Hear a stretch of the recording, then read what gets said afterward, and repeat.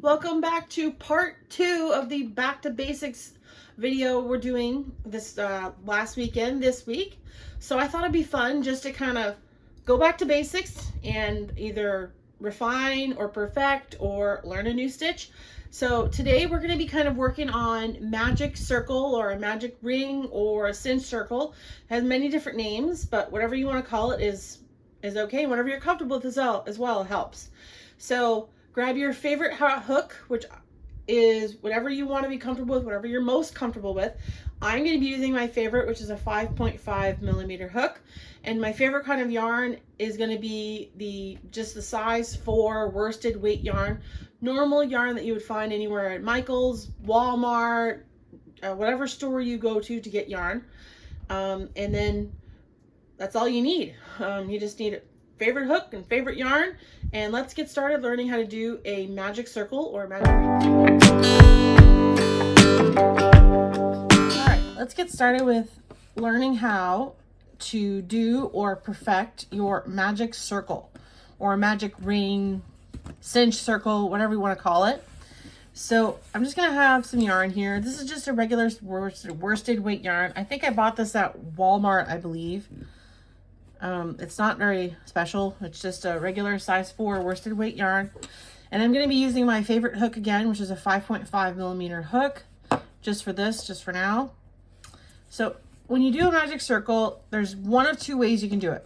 Here's the first way you can do it.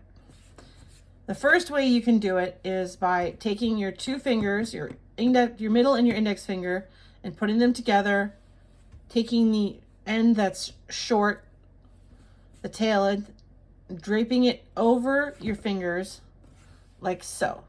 So you have the tail coming on the inside.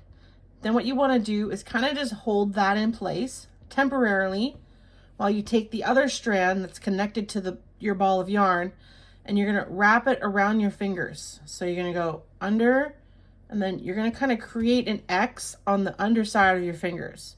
So then when you come back around, you're going to hold it in place, and then you're going to have two strands on top on your upper side of your fingers.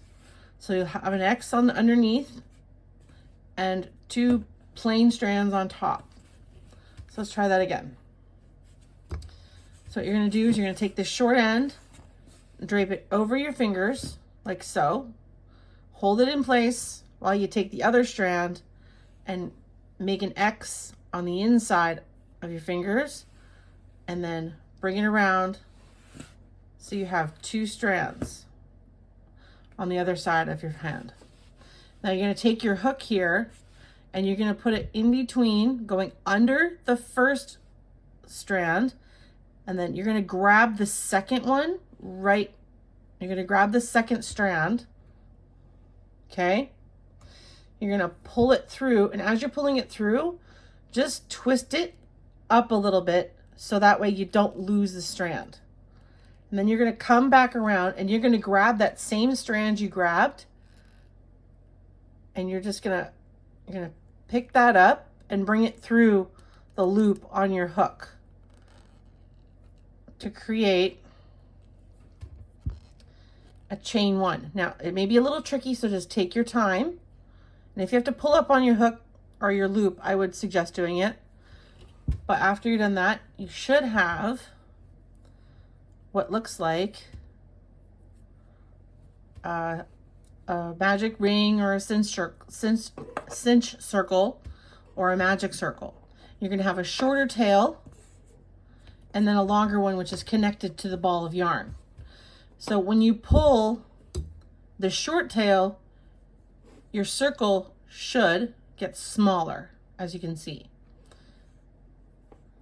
I usually like to leave mine a little bit larger so when I put stitches in, it doesn't make a mess. But this is what your circle should look like after you've done it the first way. Now let's look at how you can do it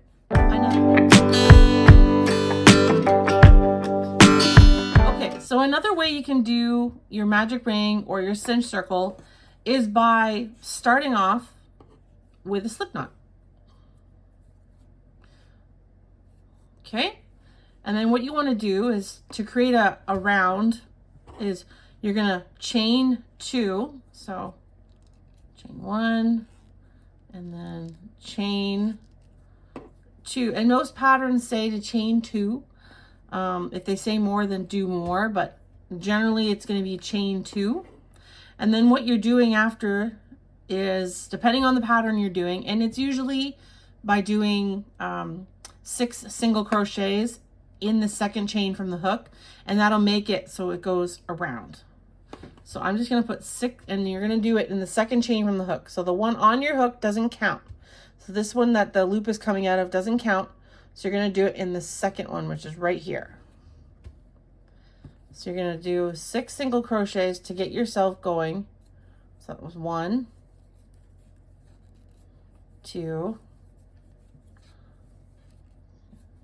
3,